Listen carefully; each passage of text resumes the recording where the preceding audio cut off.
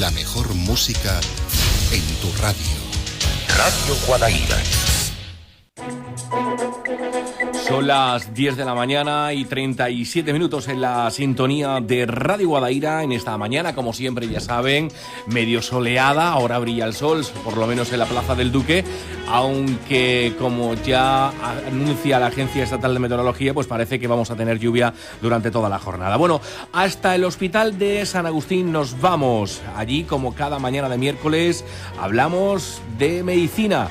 Y hablamos de algunos asuntos que siempre interesan a nuestros oyentes. Hoy vamos a hablar con el doctor Álvaro Segura, que es supervisor del servicio de radiología de este hospital.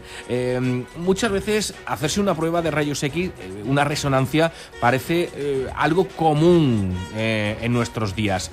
Pero ¿sabemos realmente qué son estas pruebas y cómo se hacen? Para romper con los falsos mitos que hay sobre ellas y explicarnos además con más claridad todo lo necesario para afrontar una prueba, por ejemplo, de radiología con normalidad. Hoy nos acompaña, como les digo, el doctor Álvaro Segura, que, como les decía, también es supervisor del servicio de radiología del Hospital de San Agustín. Doctor, ¿qué tal? Muy buenos días. Hola, buenos días, Manuel. ¿Qué tal? Muy buenos días. Bueno, para arrancar, para entrar en materia, ¿qué es exactamente la radiología? Pues mira, Manuel, para que todo el mundo más o menos se haga una idea, la radiología es una rama de la medicina que utiliza las técnicas de imagen para diagnosticar y tratar enfermedades. Se denominan técnicas de imagen aquellas que por diferentes métodos, los conocidos rayos X, las ondas ultrasónicas que usan las ecografías, o los impulsos electromagnéticos, que es la famosa resonancia, generan imágenes del cuerpo.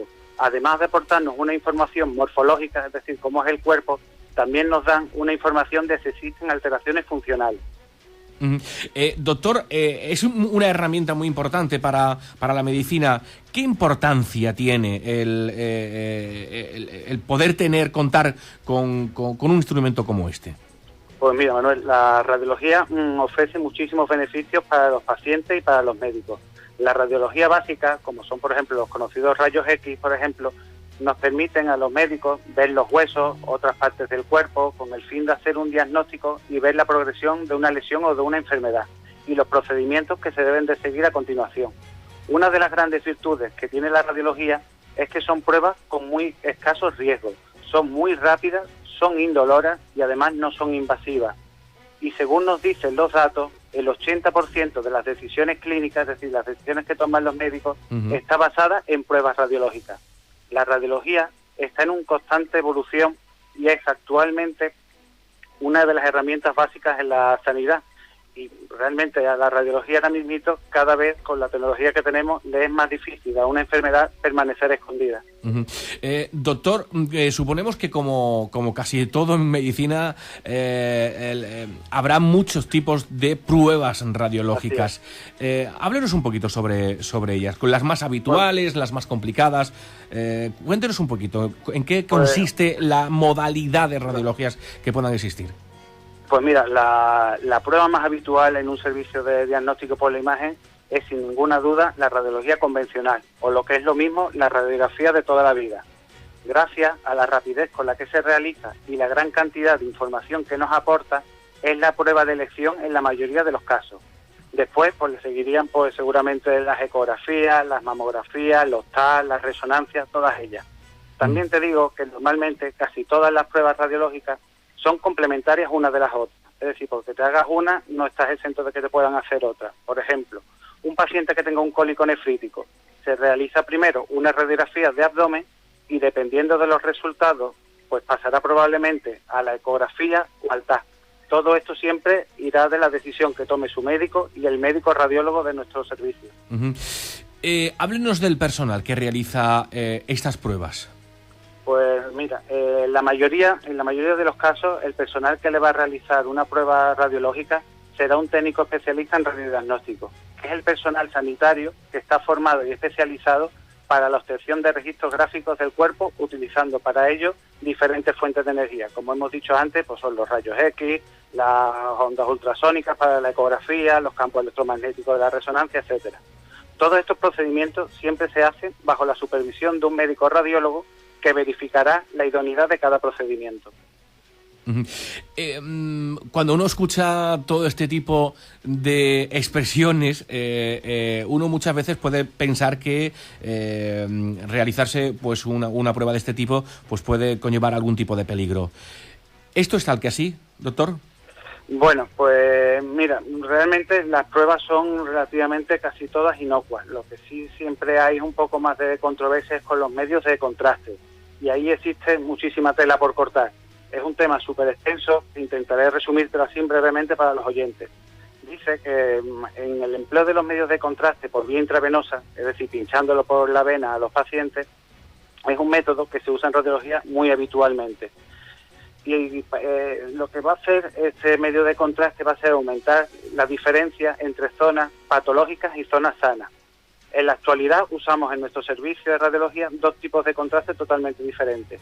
Uno es el gadolíneo, que lo vamos a usar para la resonancia, que es un medio de contraste que tiene unas tasas de tolerancia para el paciente altísimas y no provoca casi siempre ningún tipo de síntomas en la mayoría de los casos. Y después tenemos aquí los contrastes yodados, que son los que se usan para los TAC, que siempre han tenido peor prensa. Este tipo de medio ha evolucionado en las últimas décadas y ha disminuido considerablemente las tasas de reacciones adversas. Y en la actualidad nosotros realizamos este tipo de estudios con contrastes yodados no iónicos, que son los que usamos en nuestro centro y reducen significativamente la tasa de reacciones alérgicas. Por ejemplo, ¿la alergia al marisco es igual a ser alérgico al contraste yodado, doctor? Pues esto es un estigma que hay creado, sí, y entonces hay una creencia de que las personas alérgicas a los mariscos también son alérgicos a los medios de contraste por su contenido en yodo. Sin embargo, eso no es del todo cierto. En los últimos estudios al respecto encontramos que las reacciones alérgicas a los crustáceos y a los peces se ha demostrado que se debe a las proteínas que tienen dentro de sus músculos y no a su contenido en yodo. Por lo tanto, casi que es un mito descartado. Por cierto, ¿es necesario el protector de tiroides para realizar una, por ejemplo, mamografía? Pues mira, esto hace algún tiempo saltó la noticia en diferentes medios y en redes sociales que a las exploraciones de mamografía se le debería de colocar un protector de tiroides, que no es más que una especie de babero de plomo que impide que la radiación pase a través de él. A raíz de estas noticias, diferentes sociedades científicas han lanzado un comunicado conjunto en el que lo que nos vienen a decir es que durante la realización de una mamografía el protector de tiroides no está expuesto directamente a los rayos X, y esto junto a una dosis muy pequeña que se da en la mamografía y un volumen muy pequeño que es el que se irradia, hace que la dosis de radiación sea insignificante la que reciba el tiroides. Incluso, además, debido a la posición que suele tomar la paciente para hacerse la mamografía, el protector de tiroides puede meterse entre el medio del foco y de la paciente y crearnos unas sombras o unos artefactos que haga que la mamografía haya que repetirla y por lo tanto volver a irradiar a la paciente. Esto está más o menos calculado que sería un 20% de las mamografías habría que repetirlas si usáramos el protector de tiroides. Una última cuestión. ¿Todas las personas pueden realizarse cualquier tipo de exploración, doctor? Pues en principio todo el mundo puede someterse a cualquier prueba de diagnóstico por la imagen. Pero es cierto que cada estudio radiológico tiene sus incompatibilidades y tiene algunas personas que no deben de realizarse estas pruebas. Me explico. Las mujeres gestantes, por ejemplo, las embarazadas, son un grupo poblacional el cual debe tener restringido o sumamente limitado el acceso a las exploraciones con radiaciones, a no ser que la exploración sea ineludible porque corra peligro la vida de la madre o del hijo.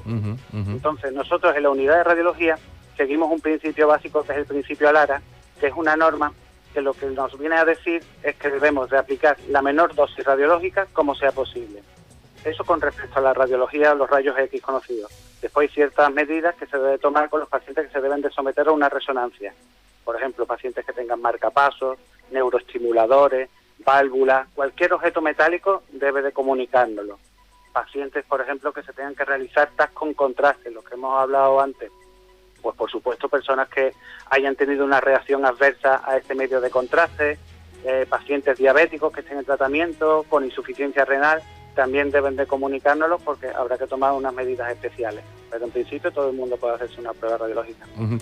Don Álvaro Segura, muchísimas gracias, supervisor del servicio de radiología del Hospital de San Agustín en Dos Hermanas. Gracias por atender la llamada como todos los miércoles de Radio Guadaira y hablarnos de algo que se utiliza tantísimo, como usted nos comentaba, anunciaba anteriormente, por la medicina, algo tan necesario para poder mejorar la calidad de vida de muchos pacientes. Doctor, muchas gracias por acompañarnos en esta mañana. Muchas gracias a ti y un abrazo a tus oyentes. Un saludo, buenos días. Hasta luego.